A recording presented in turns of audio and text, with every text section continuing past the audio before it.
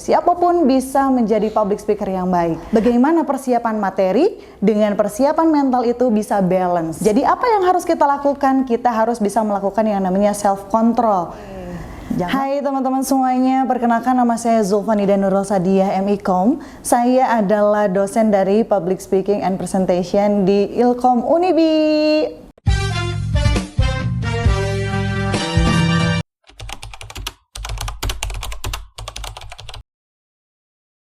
Oke, berbicara terkait dengan public speaking ya teman-teman.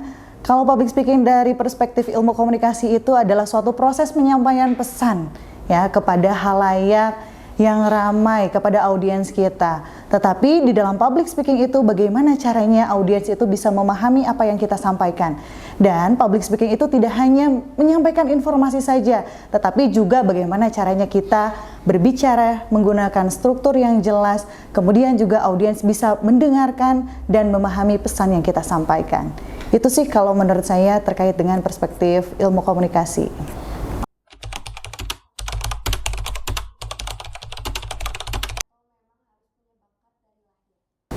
Oke, apakah semua orang itu bisa menjadi public speaker yang baik atau itu merupakan bakat dari lahir?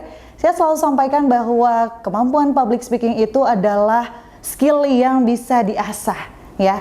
Public speaking itu bukanlah skill yang diperoleh dari lahir. Siapapun bisa menjadi public speaker yang baik. Asal yang pertama kita ada niat. Kemudian juga kita ada keinginan untuk berkembang dan keinginan untuk bisa menjadi seorang public speaker yang baik.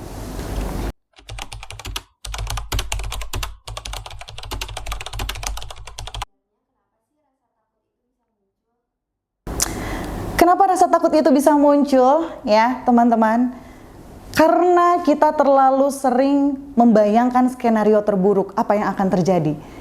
Kita belum persiapan mental, kemudian juga kita terlalu memikirkan apa yang orang lain akan katakan tentang kita. Takut dinilai, takut salah, takut audiens tidak mau menerima, dan berbagai skenario yang terburuk itu terjadi.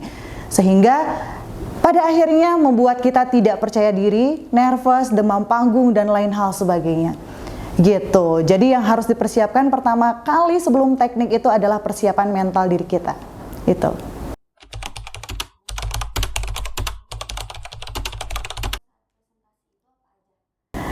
Kesalahan yang paling sering saya temukan ketika teman-teman presentasi di depan kelas ya, mungkin yang pertama dan yang paling utama adalah rasa percaya diri ya teman-teman. Kepercayaan diri, kemudian juga terlalu fokus kepada materi, kepada slide presentasi, kemudian di presentasinya itu slide-nya terlalu penuh dengan kalimat atau kata-kata. Itu yang sering saya temukan. Dan yang paling sering juga adalah minimnya interaktivitas antara speaker dengan audiensnya. Bagaimana caranya kita bisa membangun interaktivitas itu? Bisa lakukan dengan bertanya kepada teman-teman, gitu.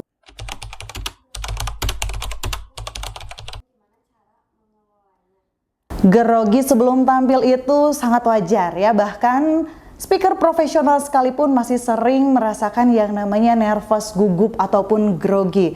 Tetapi bedanya adalah bagaimana mereka itu bisa mengelola. Ya, jadi apa yang harus kita lakukan? Kita harus bisa melakukan yang namanya self control. Jangan fokus kepada diri kita. Yang menjadi pusat utama di dalam public speaking itu bukanlah kita sebagai speaker, tetapi audiens. Bagaimana caranya audiens mau mendengarkan sampai dengan akhir dan bisa memahami pesan yang kita sampaikan.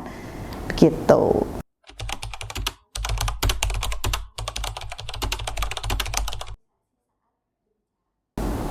Seberapa penting persiapan materi? Persiapan materi tentunya sangat penting ya teman-teman. Bagaimana kita memahami apa yang ingin kita sampaikan terkait dengan topiknya, benang merahnya itu seperti apa, lalu terkait dengan contohnya, kesimpulannya bagaimana. Ya, materi dan semuanya itu harus kita persiapkan dengan baik. Tetapi juga teman-teman jangan sampai lupa untuk mempersiapkan mental diri kita, karena itu yang seringkali kita abaikan persiapan materi sudah cukup baik, tetapi cara kita menyampaikan pesan itu kepada audiens masih belum maksimal karena kita masih belum mempersiapkan mental diri kita. Jadi yang harus dilakukan adalah bagaimana persiapan materi dengan persiapan mental itu bisa balance. Begitu.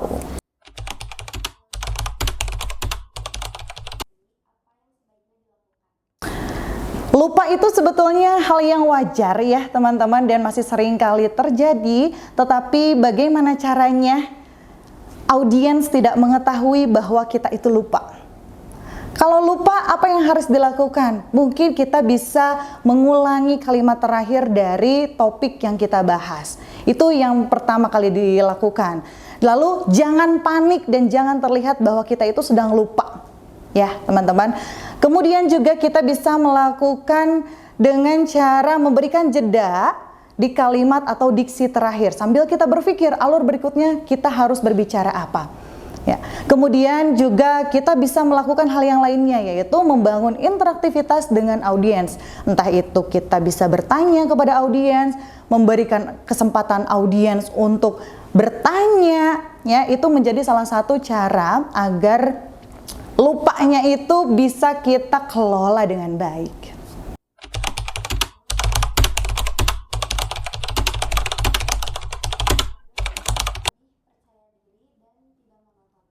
Oke, bagaimana caranya agar kita memiliki suara yang tidak monoton dan juga datar? Sebetulnya itu bisa dilatih ya teman-teman semua dengan cara kita belajar membaca dengan menggunakan intonasi. Membaca artikel, kemudian kita membaca berita. Membaca menggunakan intonasi itu kita harus memperhatikan bagaimana naik turunnya suara, naik turunnya volume ya. Karena teman-teman ketika kita memperhatikan yang namanya intonasi, kita juga akan memperhatikan jeda, ritme berbicara. Itu yang akan membuat bagaimana kita melakukan public speaking dengan penekanan-penekanan. Sehingga suara kita itu tidak datar dan tidak monoton. Jadi audiens itu akan lebih enak mendengarkan suara kita.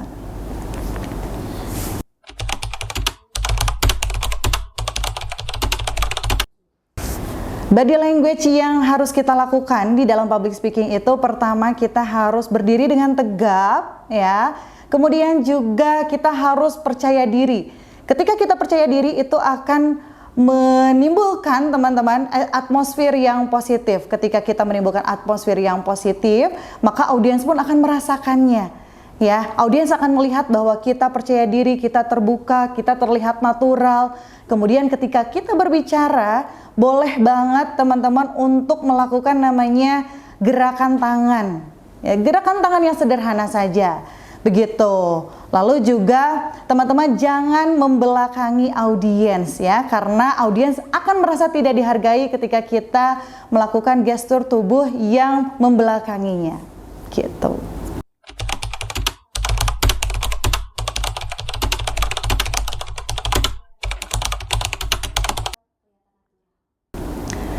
Oke, berbicara dengan eye contact mungkin ya, kontak mata. Seringkali ketika kita melakukan public speaking sebagai seorang speaker, kita itu tidak percaya diri untuk menatap seluruhan audiens. Yang harus kita lakukan, jangan terlalu fokus berbicara kepada satu orang audiens saja dengan durasi yang terlalu lama. Sehingga kita harus melakukan kontak mata dengan keseluruhan audiens, dari kiri ke kanan, ke tengah, depan, belakang. Itu teman-teman.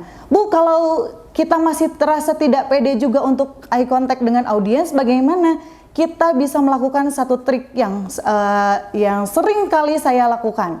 Misalnya saya selalu melihat bagian kening atau di antara alis ya.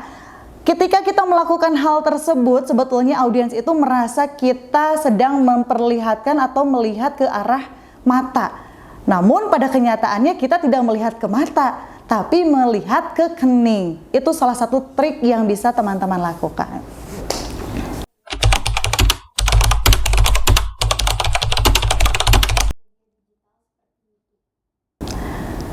Gimana perbedaannya kita melakukan public speaking di kelas, lalu di media digital dan di acara formal?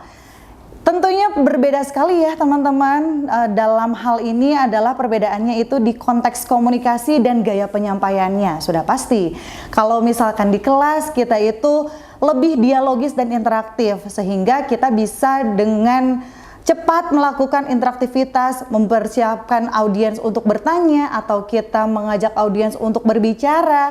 Tetapi ketika konteksnya di area formal atau di konteks formal, teman-teman, itu kita terikat dengan situasi yang lebih terstruktur dengan jelas, sehingga kita sebagai seorang public speaker harus benar-benar memperhatikan nilai dan etika, dan kita juga terikat dengan durasi yang sudah diperhitungkan melalui rundown acara.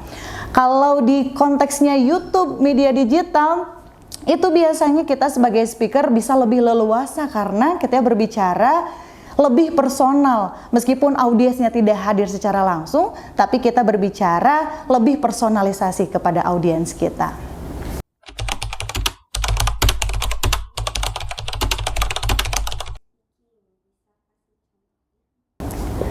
Oke, storytelling penting gak sih di dalam public speaking? Tentunya storytelling itu sangat penting ya teman-teman. Karena menurut saya dari sisi psikologis itu, storytelling bisa memperkuat isi pesan yang ingin disampaikan kepada audiens. Storytelling itu bisa membuat speaker lebih diingat oleh audiensnya. Storytelling itu menurut saya merupakan suatu jembatan teman-teman yang menghubungkan antara teori dengan juga cerita. Audiens itu bisa langsung merefleksikan pengalamannya. Audiens juga bisa memahami dan merefleksikan bagaimana kondisinya, situasinya, dan pengalamannya gitu.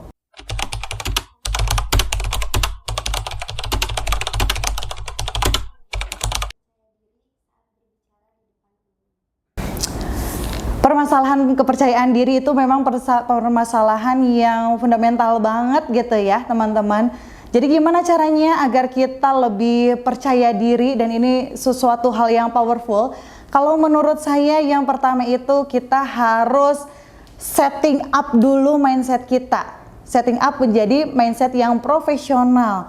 Kita jangan terlalu fokus kepada diri kita sebagai seorang speaker, karena di dalam konteks public speaking itu yang menjadi pusat perhatian itu bukan diri kita, tetapi adalah audiens itu tersendiri.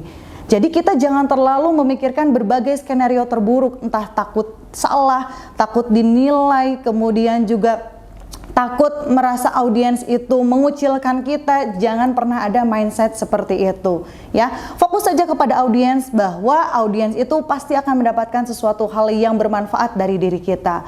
Fokus juga kepada tujuan, apa kembali lagi tujuan komunikasi kita. Apakah ingin menginformasikan, mempersuasi, atau memberikan inspirasi. Jadi kembali lagi ke poin utama ya. Ketika kita ingin memberikan suatu nilai value kepada audiens kita, fokus saja pada itu.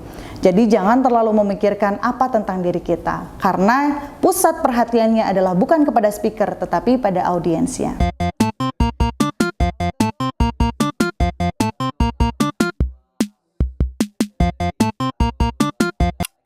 Mending public speaking depan kamera atau depan banyak orang? Dua-duanya boleh. Gimana? Satu. Depan banyak orang. Pilih jadi dosen atau jadi motivator terkenal? Jadi dosen. Presentasi dadakan atau presentasi durasi 1 menit? Durasi 1 menit, oke. Pidato formal atau informal? Formal. Debat atau storytelling? Storytelling. Yeay, terima kasih guys.